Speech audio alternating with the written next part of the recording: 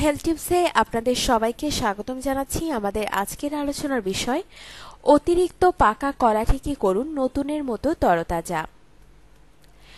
অনেকেরই পছন্দের ফলগুলোর মধ্যে কলা অন্যতম, কিন্তু সমস্যা হচ্ছে কলা ঘরে বেশি দিন কিনে রাখা যায় না, কারণ কলা দুদিনের মধ্যেই অতিরিক্ত পেকে একেবারেই কালচে হয়ে যায় খোসা। অতিরিক্ত পেকে যাওয়া কলা পরবর্তীতে কেউ খেতে চান না।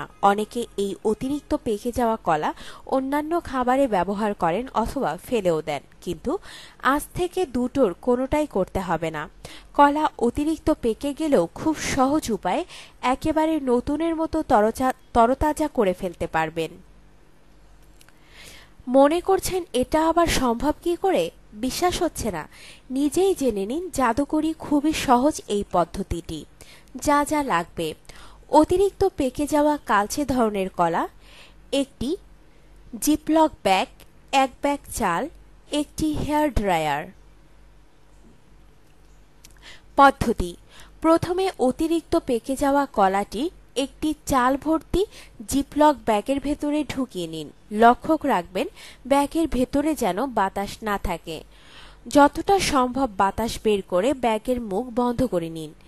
এরপর এই ব্যাগ রেখে দিন 1 ঘন্টা, এতে কলার বাড়তি ময়শ্চারাইজার শুষে নেবে। এরপর একটি হেয়ার ড্রায়ার ওয়ার্ম পয়েন্টে সেট করে গরম বাতাস কলাটিতে দিতে থাকুন এবং দেখুন ম্যাজিক, একেবারেই জাদু মন্ত্রের মতো কলার গায়ের কালচে ভাব দূর হয়ে নতুনের মতো হলদে রং চলে আসবে। এভাবে পুরো কলাটিতে ঘুরিয়ে ফিরিয়ে গরম বাতাস লাগিয়ে কলার গায়ের দাগ দূর করে ফেলুন। এরপর কলা ছিলে একেবারে নতুনের মতো তরতাজা কলার স্বাদ নিন।